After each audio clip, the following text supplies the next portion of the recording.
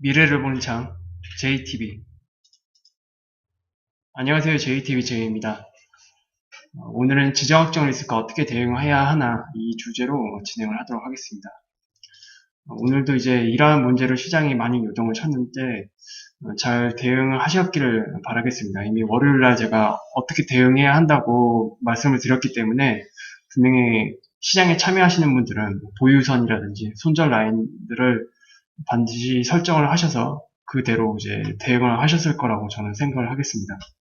먼저 역대 발생했던 지정학적 리스크의 그 특징을 살펴보면 공통적으로 크고 작은 시장의 급격한 하락을 만들어냅니다. 그리고 이 이후에 새로운 기회를 이제 만들어주게 되거든요. 어쨌든 이제 지정학적 리스크라는 것 자체는 정말로 뭐 전면전 방식의 큰 전쟁이 아닌 이상 이 리스크가 완화가 되고 종료가 되면 이제 이 악재로 빠졌던 시장은 급격한 이제 반등을 만들어냅니다. 그래서 그 기회를 잘 이제 찾는 분들은 의외로 큰 수익을 맞이할 수가 있습니다. 그래서 반드시 이 시기에 대응을 잘 하셔야만 큰 기회를 얻을 수 있다. 이 부분을 조금 강조를 해드리고 싶고요. 그리고 역대 발생했던 그 지정학적 리스크가 이제 어떤 시장을 만들었는지 좀 살펴보겠습니다. 일단 걸프전, 이거는 뭐 거의 전면전에 가까웠던 전쟁입니다. 그래서 이것은 결국 1990년대 초 침체 사이클을 만들어냈습니다. 굉장히 큰 하락을 만들어냈었죠. 그리고 그 이후에 이제 대표적인 지정학적 리스크는 이제 9.11 테러. 이거는 닷컴 버블 사이클에서 이제 1차 하락 사이클을 만들고 그 다음에 2차 하락 사이클을 만들게 된 그 원인이 되어버렸습니다. 그리고 2003년 이라크 전쟁, 이것은 이제 닷컴 버블의 침체 사이클을 마무리하는 하락 파동을 만들어냈어요. 그리고 그 이후에 엄청난 하락이 나왔습니다. 지금 이 리스크 뒤에는 다 엄청난 하락이 뒤에 나왔었습니다.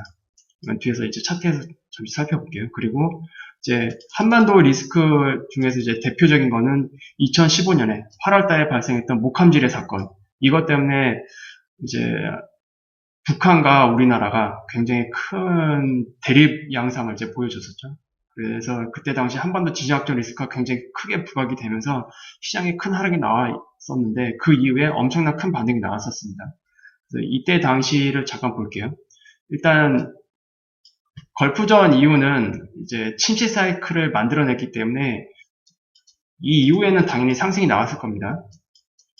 이거는 아예 침체 사이클을 만들어내는 엄청난 리스크였기 때문에 이거는 좀 제외를 하고 이 시기부터 볼게요. 이제 상대적으로 단기에 끝난 리스크를 이제 말씀을 드리는 겁니다.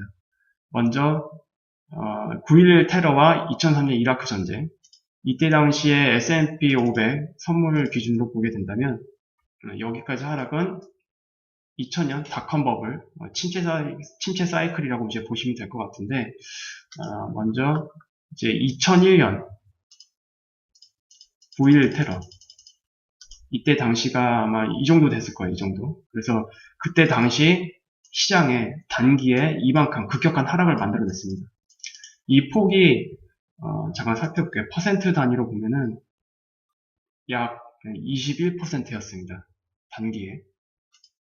이 하락폭만 지수 기준으로 마이너스 21.25%예요. 그리고 굉장히 단기에 만들어졌고 굉장히 날카롭게 떨어졌었죠. 그리고 이 이후에 어느 정도 9.11 테러에 대한 이슈가 좀 마무리되면서 급격한 반등이 나왔습니다. 이때 당시도 폭이 거의 20%에 육박을 합니다. 22% 정도의 급격한 하락이 나오고 20%의 엄청난 지수 상승이 나왔어요.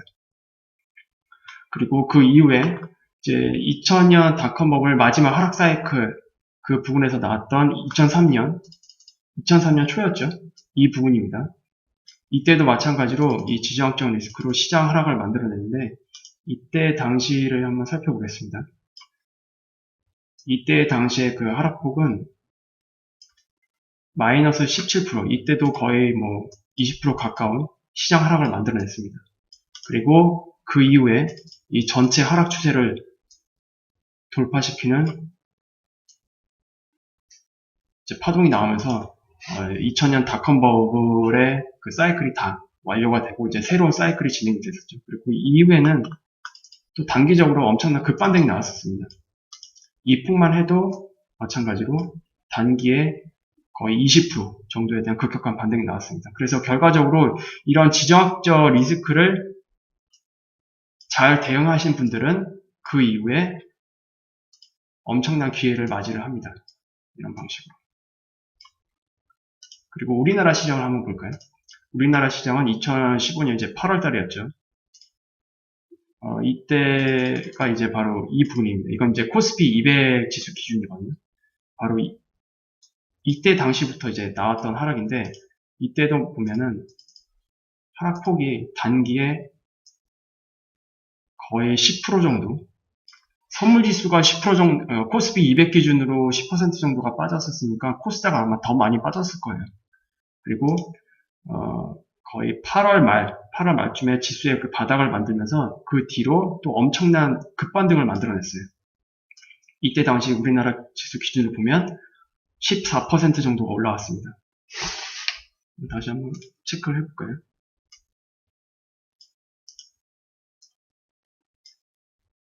거의 15%. 거꾸로 하니까 이제 제대로 나오네. 거의 15% 정도 급격한 급반등이 나왔는데, 지금도 마찬가지입니다. 지금이 이제 막 빠지기 시작을 했었거든요. 근데 지금 이 이슈가 확대되는 양상으로 되고 있기 때문에 지금 이게 뭐 마무리됐다, 이렇게 딱히 미리 이렇게 짐작을 할 수 있는 상황은 아닌 것 같습니다. 좀 더 추이를 지켜봐야 되는데, 어쨌든 지금 시장에서 대응을 잘하면 엄청난 기회가 있다. 그 부분을 좀 강조를 해드리고 싶어서 차트를 잠깐 인용을 했던 거고요. 일단 우리가 지금 상황에서 이제 집중해 봐야 될 것은 이제 크게 두 가지로 보고 있습니다. 저는 일단 금요일 이란이 1차, 2차 포격을 진행을 했었죠. 그래서 일단 이 이란 포격에 대한 미국의 보복 여부, 이게 좀 중요할 것 같고요. 근데 미국이라는 나라가 가만히 있을 나라는 아니죠. 그리고 만약에 미국의 보복이 진행이 된다, 이런 경우에 지금 이란이 이제 미국의 본토를 공격을 하겠다라고 이제 엄포를 놓고 있거든요. 근데 이것이 정말로 진행이 될지, 이 두 가지가 이번 지정학적 리스크의 핵심이지 않을까, 그렇게 보여집니다. 그래서 여전히 지금 불확실성이 거쳐진 게 아니고 완전히 안개 속입니다. 그래서 이 상황들을 조금 지켜봐야 될 것 같아요. 그리고 좀 더 확장을 해서 만약에 이것이 현실화됐다, 그러면 지금의 지정학적 리스크는 중동 전역으로 이제 확장이 될 겁니다. 그리고 유엔 안보리에서 중러와 미국, 유럽, 일본, 이렇게 대립구도 양상이 만들어질 수가 있거든요. 그럼 이렇게 되면은 또 중국과 미국이 이제 유엔 안보리에서 부딪히면서 미중 무역 협상 그 1단계에 대한 그 시너지 효과라고 해야 될까요? 그런 것들이 다 사라집니다. 지금 증시에 그 반등을 만들어냈던 게 바로 미중 무역 1차 협상에 대한 부분인데, 이런 것들까지도 같이 이제 흐지부지해질 가능성. 그래서 이런 것들도 조금 염두에 두셔야 될 것 같고요. 그리고 이제 중동에서 이런 큰 문제가 일어나게 되면 당연히 우리는 이제 오일 가격 추이를 조금 잘 봐야겠죠. 이제 물가랑 직결되는 문제이기 때문에 중동에서 큰 전쟁이 일어났을 때 1990년대 침체를 만들어냈습니다. 그것을 상기해 볼 필요가 있고, 그래서 오일 가격 추이를 함께 같이 봐야 된다. 만약에 오일 가격에 불을 붙인다, 정말로 뭐 70달러를 돌파를 해서 뭐 80달러 이 수준까지 이제 올라가게 되면은 우리가 좀 장기적으로 지금의 상황을 고려를 해 봐야 될 것 같습니다.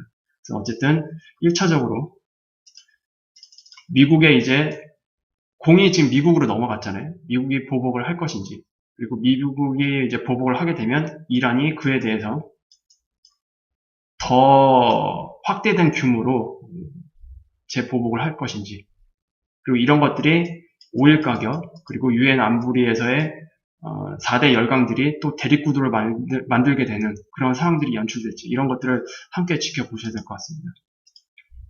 그리고 오늘 오전에 이란의 그 2차 포격에 대해서 시장이 반응을 해서 우리나라 선물 시장이 개장 전에 미국 선물 시장이 먼저 빠지기 시작하면서 우리나라가 이제 개파락을 시작을 했잖아요. 그런데 쭉 하락을 하다가 트럼프가 괜찮다, 잘 대응할 거다, 이제 성명을 발표했어요. 근데 이것 때문에 시장에 급반등이 나왔었습니다. 근데 이 이후에 이란 쪽 공영 TV에서 자신들의 공격으로 미군이 80명 정도가, 최소입니다, 최소 80명 정도가 사망을 했다라고 이제 로이터 통신에서도 이 내용을 이제 인용을 했거든요. 만약 이게 사실이다. 지금 이 기사는 이제 사실인지 아닌지 그거는 이제 중요하지 않고요. 이게 만약에 사실이라면 미국에서 절대로 가만히 있지 않을 거기 때문에 이제 미국의 행동을 보면 이게 사실인지 아닌지를 조금 유추를 할 수 있을 것 같습니다.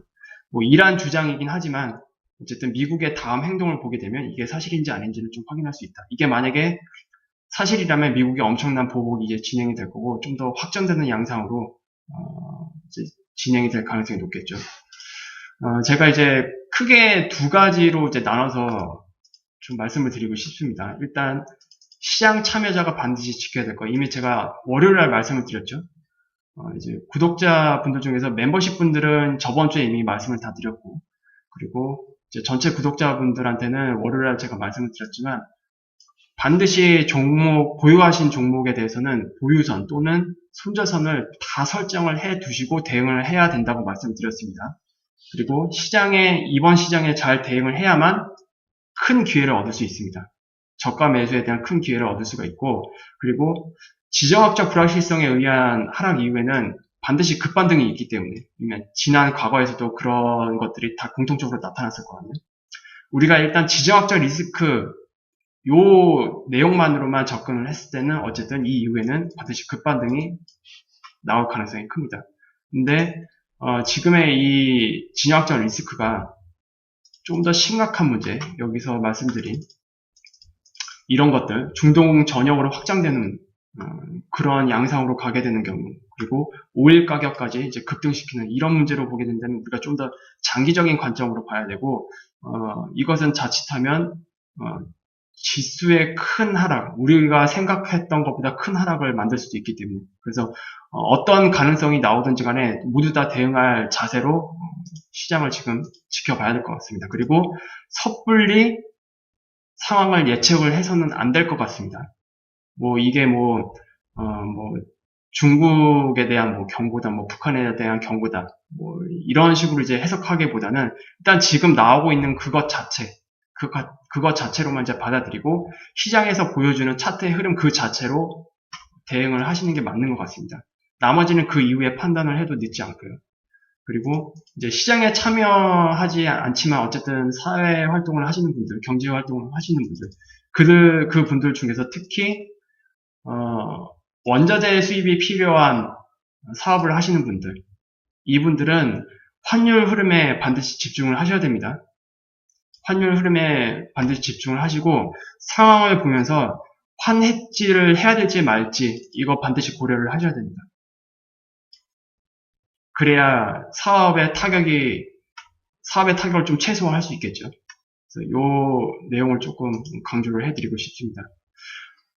지금 상황에서 제가 이 상황이면 어떻게 될 거다, 저렇게 될 거다. 제가 국제 관계에 대해서 그렇게 깊이 있는 분석을 해드리기는 어려울 것 같고요. 지금 저는 이제 차트쟁이이기 때문에 차트로만 저는 설명을 해드릴 수밖에 없습니다. 잠깐 우리나라 이제 지수를 잠깐 볼게요. 일단 선물 지수로 그냥 볼까요? 우리나라 지금 이 선물 지수입니다. 일단 우리나라 선물 지수는 그래도 오늘 좀 강한 모습을 보여줬어요. 생각보다. 그리고 이 전체 이 상승 있잖아요. 이 전체 상승에 대한 38.2% 라인에서 지금 잘 버텨주고 있습니다. 잘 버텨주고 있습니다만 아직 이 하락 추세, 여기서 만들어진 이 하락 추세를 돌파하지를 못하고 있어요. 그래서 오늘 특히 미국 시장이 굉장히 중요할 것 같고, 미국 시장 기간에 미국에서 보복을 한다, 이런 내용들, 이런 뉴스가 만약에 장중에 쏟아지게 된다면 그때부터는 미국 지수 상황에 따라서 우리나라 시장이 다음 주가 됐든 이번 주 말이 됐든 추가적인 큰 하락이 나올 수도 있습니다. 아직 제가 이 상태가 조정이 끝났다 아니다 라고 이제 판단할 수는 없을 것 같고요. 어쨌든 이 단기적인 이 하락 추세, 이것을 돌파하기 전까지는 조금 조심을 하셔야 된다, 그렇게 말씀을 드리고 싶습니다. 그리고 이제 코스닥 지수가 좀 많이 빠졌죠. 이런 이슈에 대해서는 코스닥 지수가 더 많이 반응을 할 수밖에 없습니다. 코스닥 지수는 이미 지난 2011년부터 올라오는 이제 긴 추세가 있거든요. 긴 상승 추세를 7월 달에 이탈을 했고, 근데 올해 11월 달에 거기를 헤딩을 하고 조정이 나왔습니다. 근데 이번에도 그 위치를 또 다시 헤딩을 하고 조정이 지금 나오고 있어요. 조정이 나오고 있긴 한데, 코스닥이 지금 뭐 완전히 무너졌다. 그렇게 보진 않습니다. 어쨌든 이 고점 상황에서 어쨌든 3파동 하락에 지나진 않거든요. 아직까지는 3파동 하락에 지나지 않고 있기 때문에 코스닥도 마찬가지로 이 하락 추세, 이것을 좀 돌파해야 될 가능성이 언제 나타날지를 보는 게 가장 좋을 것 같고요. 그리고 어쨌든 이 단기적으로 올라왔던 이 추세는 이제 이탈을 했고, 오늘도 지금 거기를 헤딩을 하고 밀린 상태입니다. 그래서 코스닥과 선물시장 모두 이번 주 후반부터 다음 주 흐름이 굉장히 중요할 것 같아요. 그래서 이게 단기적인 조정으로 끝날 것인지 아니면 좀 더 큰 차원의 조정으로 진행될 것인지 그런 것들이 조금 결정이 되지 않을까 그렇게 보여집니다. 아무튼 잘 대응을 하셨으면 좋겠어요. 반드시 지금 시장에서 뭐 이제 바닥이 나왔겠지. 오히려 이런 기회가 매수 기회야. 이렇게 섣불리 예측하면 안 된다고 제가 말씀을 드렸습니다. 지금 시장에 잘 어쨌든 대응을 하셔야만 큰 기회를 여러분들이 가지실 수가 있습니다. 그 부분들을 다시 한번 강조를 해드리면서 오늘 이 시간을 마무리하도록 하겠습니다. 금요일 날은 이제 멤버십 분들에게 이제 영상을 올려드리는 날이기 때문에 멤버십 분들은 금요일 날 좀 더 자세한 그 시장 분석 시간을 가지면서 다시 방송을 해드리겠고요. 그리고 나머지 구독자분들은 다음 주 월요일 날 만나 뵙도록 하겠습니다. 그러면 유익한 영상이 되셨다면 구독, 알람, 좋아요 부탁드리고요. 다시 한번 말씀드립니다. 지금 장세, 시장 대응 정말 잘 하셔야 됩니다. 잘 하셔야만 여러분들이 큰 기회를 맞이할 수가 있다는 거 꼭 기억을 해 두시고요. 이만 마무리하도록 하겠습니다. 감사합니다.